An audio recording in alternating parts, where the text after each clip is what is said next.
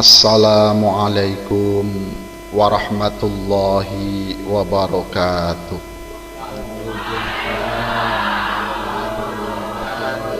A'udzu billahi minasy syaithanir rajim.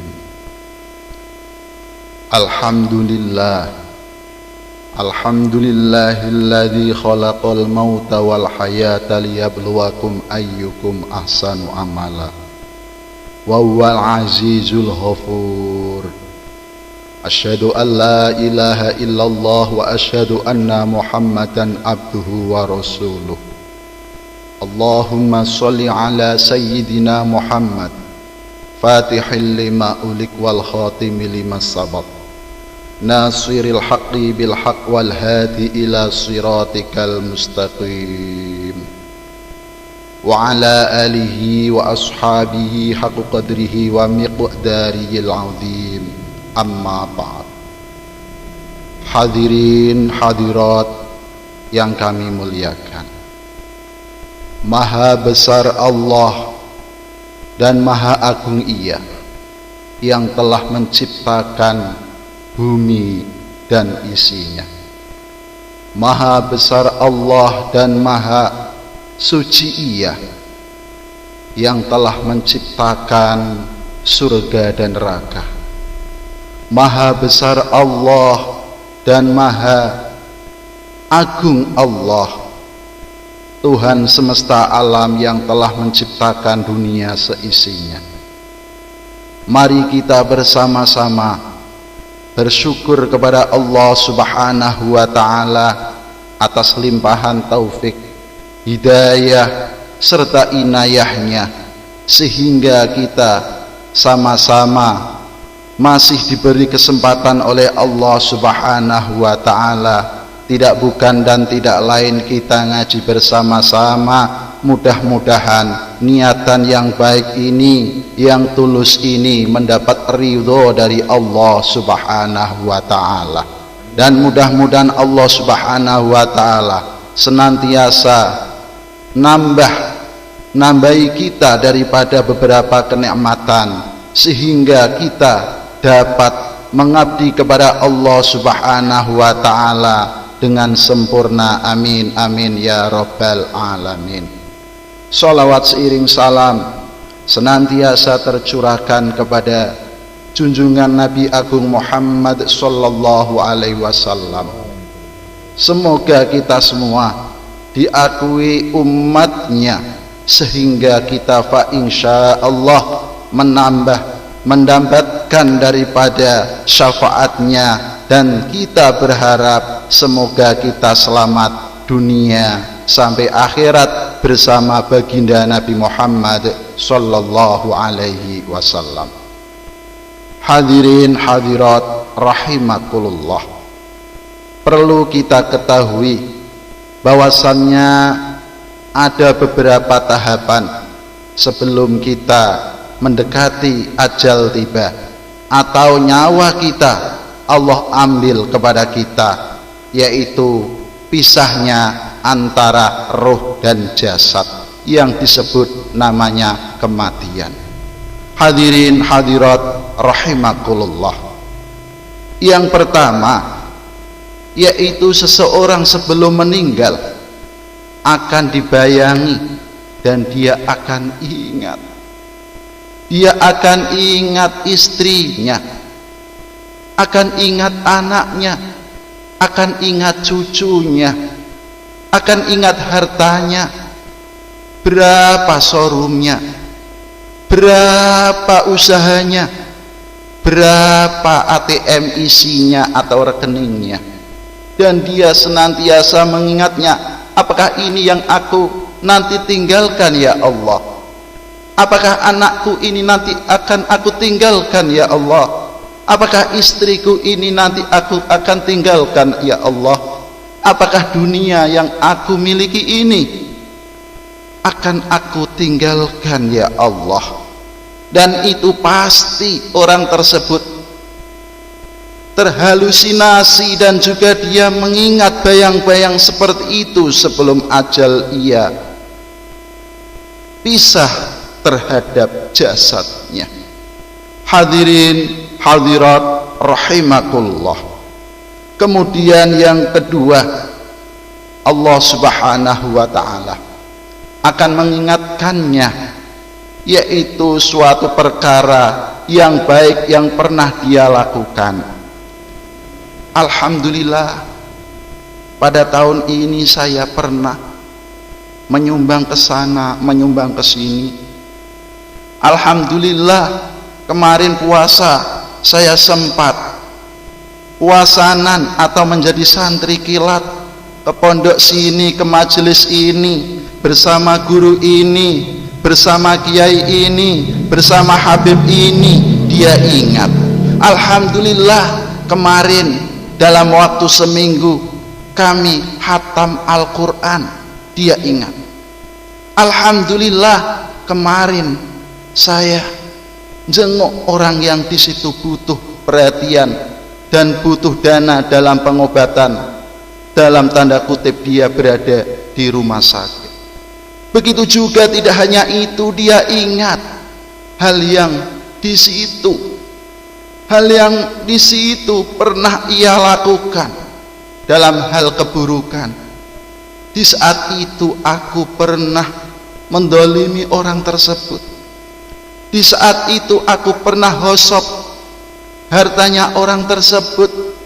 Di saat itu aku pernah mengadu domba orang tersebut. Di saat itu aku pernah menghibah kepada orang tersebut. Di saat itu aku pernah mencuri sebagian harta ia. Dia ingat semuanya. Maka dengan itu Rasulullah sallallahu alaihi wasallam pernah bersabda, "Man ahabba liqa Allah ahabballah liqa'ah."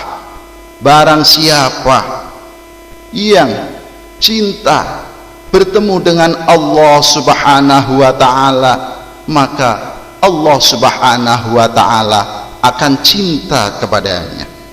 Begitu juga sebaliknya dikatakan, "Wa man karaha liqa Allah karallahu liqa'ahu."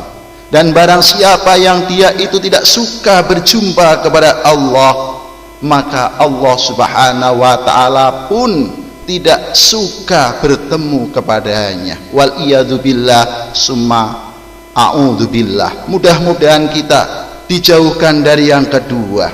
Maka sesuailah dan sama sebagaimana di dalam kitab Tijanud Darori, salah satu kitab tauhid di situ, ketika seseorang meninggal dunia, bumi yang mau dia tempati sangatlah rindu, baik itu dia itu toleh ataupun dia itu soleh. Cuma perbedaannya, kalau bumi itu terhadap si mayit ini dan mayit ini dia soleh, maka dia menginginkan secepatnya, kemudian ia kekep atau dia rangkep, seperti halnya orang tua terhadap anak bayinya dengan belas kasihannya. Begitu juga sebaliknya, apabila orang yang mau masuk ke liang tersebut, ke tanah tersebut, dia juga ingin tergesa-gesa untuk memepet, menjepit itu mayit, karena dia mayit tersebut orang toleh, orang yang durhaka, orang yang tidak baik, orang yang tidak mengamalkan apa yang Allah Subhanahu wa ta'ala perintah dan menjauhi apa yang Allah Subhanahu wa ta'ala larang. Hadirin hadirat rahimakumullah. Dengan ini semoga kita senantiasa, kita tafakur, kita senantiasa mengingat dalam perjalanan kematian. Begitu susahnya, begitu payahnya, maka dengan itu kita harus fastabiqul khairat, harus berlomba-lomba dalam melakukan kebaikan. Walaupun kebaikan itu pun kecil, jangan sampai kita remehkan. Berapa banyak amaliyah yang kelihatannya kecil, Allah Subhanahu wa ta'ala ridho di dalamnya.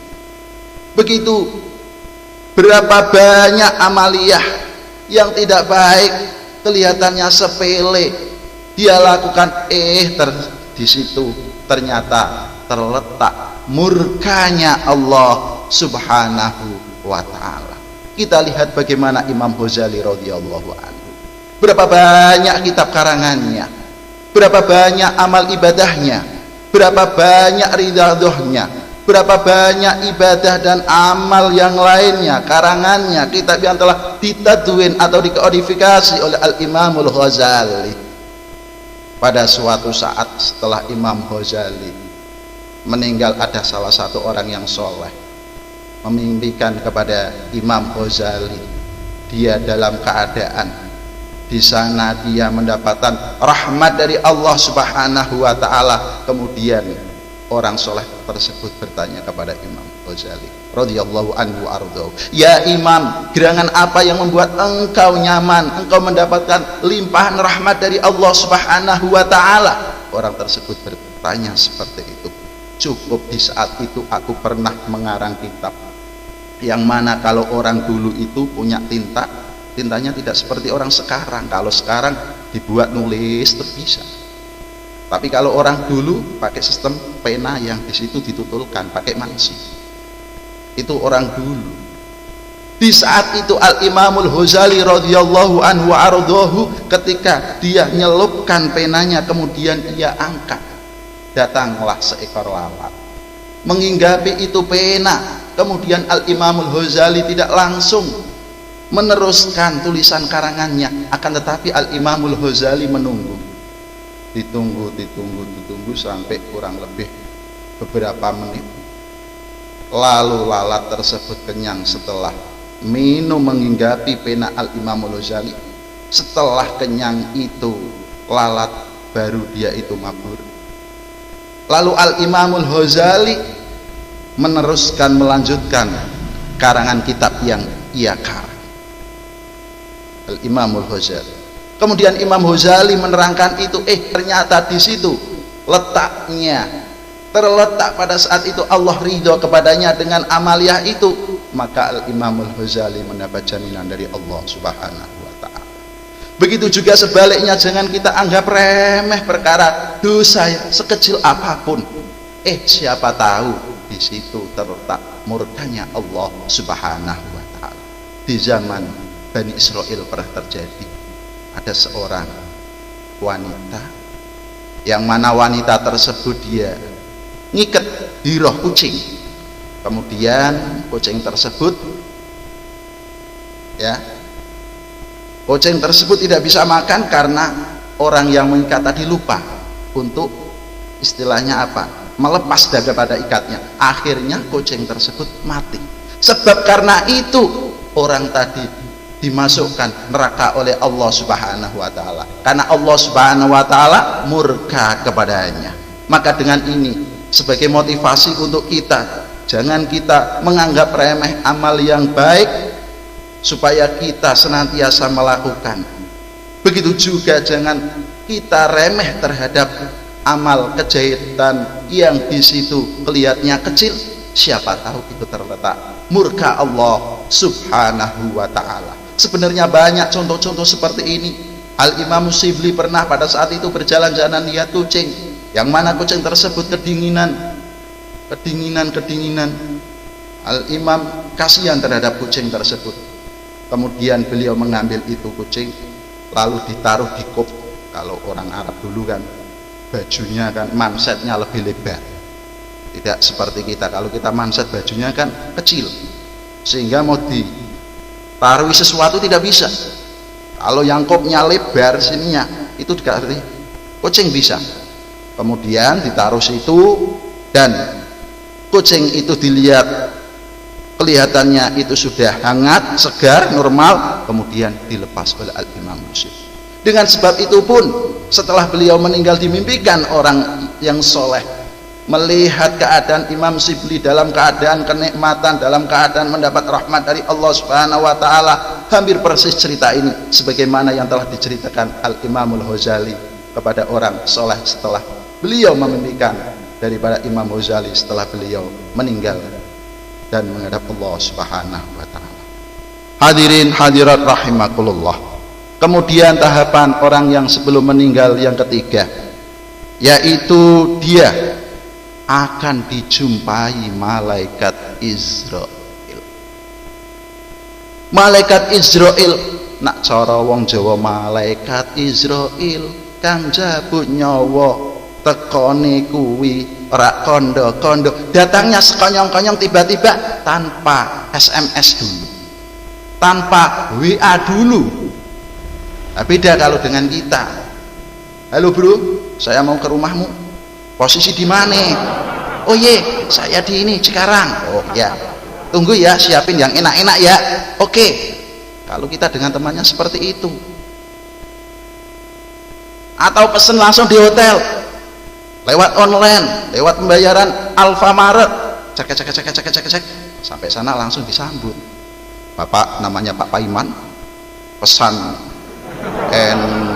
kamar sekian dengan level sekian, harga sekian, langsung dituntun ke kamar sekian dengan bantal yang empuk, kasur kentul-kentul, dengan fasilitas yang luar biasa, karena ada uangnya di dunia. Lah ini malaikat Israil datang tiba-tiba, itu tanpa ngasih kabar, mau tidak mau harus mau ya. Bagaimana andai kata Anda digitukan, kecuali dia uluk salam hanya kepada siapa? Satu makhluk, yaitu kepada Habibuna Muhammad sallallahu alaihi wasallam. Memang Nabi Muhammad adalah makhluk yang paling mulia, paling utama, paling sempurna makhluk. Tidak ada yang membandingi kesempurnaannya Nabi Muhammad sallallahu alaihi wasallam. Allahumma sholli ala Muhammad, Allahumma sholli ala Muhammad, Allahumma sholli ala Sayyidina Muhammad. Mudah-mudahan kita semua mendapatkan syafaat Nabi Muhammad sallallahu alaihi wasallam.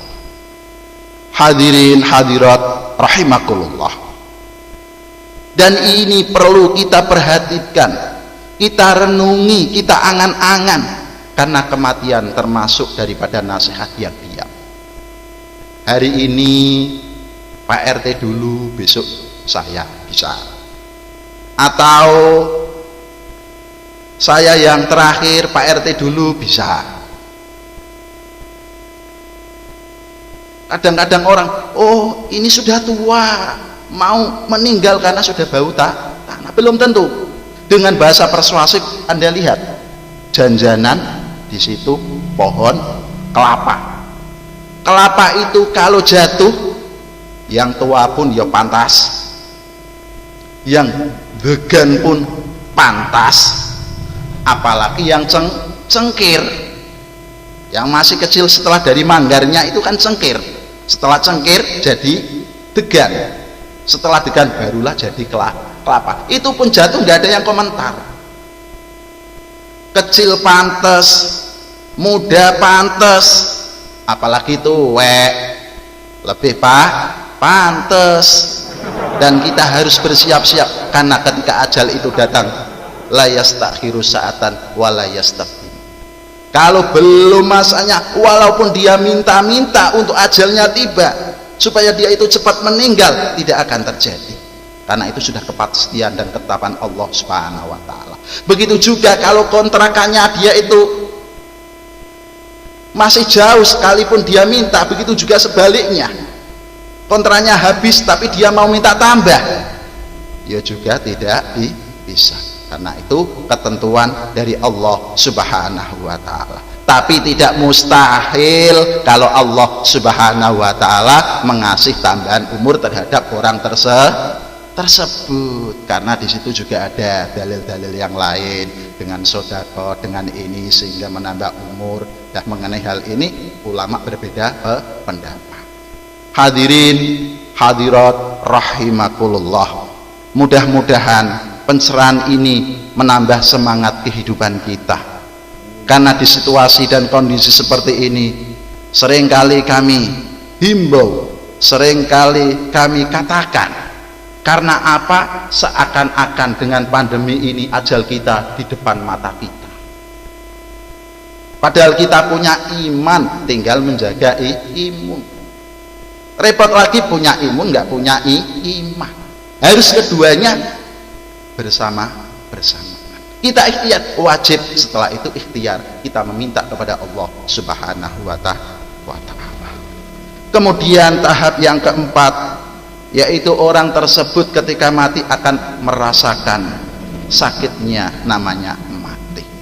Kecuali orang-orang yang di situ amalnya baik, amalnya soleh, di situ ditampakkan oleh Allah Subhanahu wa taala kenikmatan-kenikmatan yang ada di Raudhatam Riyadul Jinan dan kenikmatan-kenikmatan yang ada di surga, sehingga dia tidak terasa dengan ruhnya dicabut malaikat Israel atas perintah Allah Subhanahu wa taala.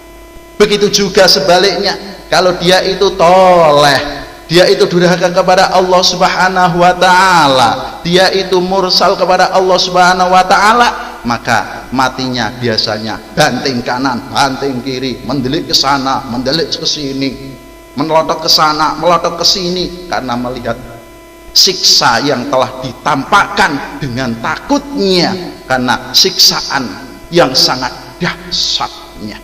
Maka ulama mengatakan, apakah dahsyatnya sebagaimana yang saya lihat? Tidak.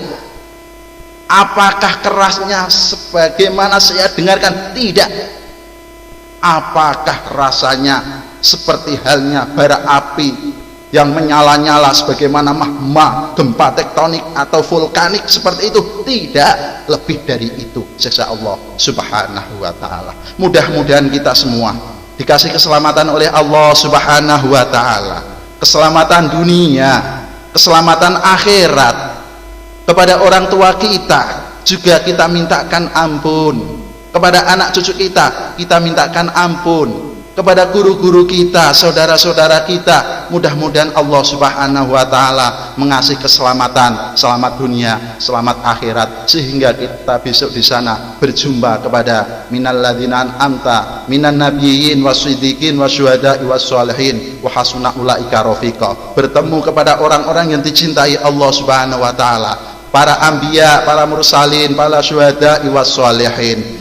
Ya Rabbi rahmatika ya arhamar rahimin. Mari kita panjatkan bersama-sama, memohon kepada Allah Subhanahu wa taala. Bismillahirrahmanirrahim. Allahumma shalli wa sallim ala sayyidina Muhammad sayyidil awwalin wal akhirin. Wa sallim radhiyallahu tabaraka wa taala an kulli sahabati sayyidina Rasulillahi ajmain. Alhamdulillahi rabbil alamin. Hamdan syakirin, hamdan naimin, hamdan yuwafi ni'amahu wa yukafi'u mazidah. Ya Rabbana lakal hamdu kama yanbaghi li jalalika wa 'azimi sultanik. Assalatu wassalamu alayka sayyidi ya Rasulullah, ya habiballah, ithna asyaramdillah. Allahumma bihaqqi asma'ika wa bijahi rasulika an uyubina wa tujibu da'watina wa taqdi hawaijana wa tuhassil maqasidana wa tuyassir umurana min umuridin wa dunya wal akhirah. Allahumma ya 'azima sultan, ya 'azima sultan, ya qadimal ihsan, ya iman na'ma, ya basir al khairat, ya arhamar rahimin. Allahumma inna nas'aluka salamatan fid din wa afiatan fil jasad wa barakatan fi rizq wa rahmatan qabla maut wa syan mufrada badal maut wal afa indal hisab. Rabbana dhalamna anfusana wa illam taghfir lana tarhamna lanakunanna minal khasirin. Rabbana atina fid dunya hasanah wa fil akhirati hasanah wa qina adzabannar wa adkhilnal jannata mal abrar ya rahman ya rahim bi rahmatika ya arhamar rahimin. Subhana rabbika rabbil izzati amma yasifun wa salamun alal mursalin walhamdulillahi rabbil alamin. Sedikit banyak kami minta maaf apabila terjadi kesalahan, dan mudah-mudahan ini bermanfaat bagi kami dan para hadirin semua. Akhirnya wabillahi taufiq wal hidayah war ridha wal inayah, ihdinas siratal mustaqim. Wassalamualaikum warahmatullahi wabarakatuh. Insyaallah, insyaallah.